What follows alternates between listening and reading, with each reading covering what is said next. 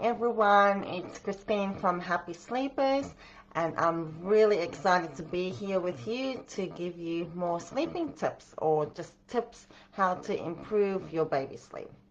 So, this morning we're going to talk about milk feeds and solids, and obviously, there's a lot of information out there, and this is my experience and my view. And if you don't agree with that, that's all good. But this has worked for my babies and for my clients really, really well. So, first of all, let's talk about milk feeds and the difference between bottles and breastfeeding. Okay, so I don't have a problem with bottle feedings or breastfeedings. You can do whatever works for you. And if you don't want to breastfeed, don't allow anyone to try to convince you otherwise, especially nurses. And I can say that because I'm a midwife and a nurse myself.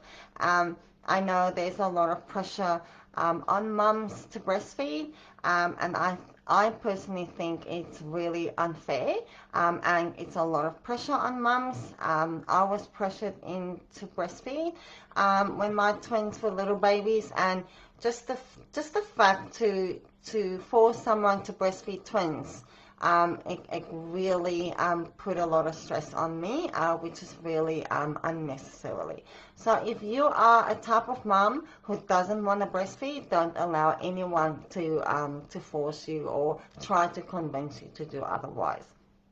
There is absolutely nothing wrong with bottle feedings. Yes, obviously, if you can breastfeed, it is better because it's convenient, and it doesn't cost you anything. So if you don't mind, then yes, breastfeeding is always the choice. Then I'm gonna talk about demand feeding and schedule feedings. Me personally, I prefer schedule feedings rather than demand feeding. And the only reason why I don't like demand feeding is tired signs and hunger signs looks very similar, especially with a younger baby and especially with a newborn. Newborns can cry quite a lot, and if you're gonna do demand feeding and your baby cries, you're always gonna think that baby is hungry, and then it's really easy to fall into a snacking habit. And what I mean by a snacking habit is, especially with a newborn, is you feed that baby every hour or 2 hours, which means that baby don't really ever get hungry. He doesn't get that feeling of I'm hungry and I want some milk to drink. Okay? And snacking really affects sleeping, because if you feed your baby every hour or 2 hours and your baby is really tired, and a newborn can easily sleep for 2 or 3 hours per nap. I've had newborns who slept for 4 hours, okay?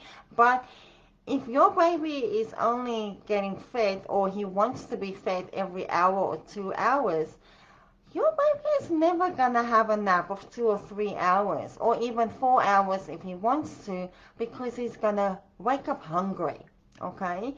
If you get into a more scheduled feeding routine, so I usually say with newborns up to 4 months, we do 3 hourly feeds. So if your baby feeds every 3 hours, um, he can have a 3 or 4 hour nap. He will be able to do that, but not with demand feeding.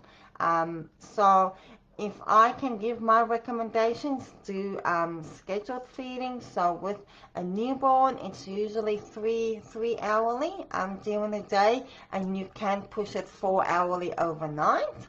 And then from 4 months, we do 4 hourly feeds, and you will see it will give you some structure and routine in your day, and it won't feel like you're just feeding your baby all the time. Your baby honestly don't need to be fed every hour or every 2 hours. Okay, so that's in terms of demand and scheduled feedings. Then in terms of overnight feedings, as a sleep specialist, we are not allowed to remove feeds from babies younger than 6 months. But if a baby doesn't want a feed overnight, even as a newborn, that doesn't matter because that baby decides for himself that he doesn't want to feed. So usually when I start working with mums, especially with the breastfeeding mums, they tend to feed the babies a lot overnight. But when we start teaching the babies how to resettle and go back to sleep independently when they are not hungry, and there's a way how to we determine that when the babies are on the program. When the babies wake up overnight and they are not hungry, they just resettle and go back to sleep themselves. So they skip those feeds themselves. So when the babies are on the program, I don't have a lot of babies who feeds more than once overnight or none. I have a lot of newborns who sleeps through the night, and like I said, it's their choice. If they want to feed, we feed them 4 hourly, so they are allowed to have 2 feeds overnight. Then, usually from 7 months, babies don't need feeds overnight, and we deliberately cut those feeds.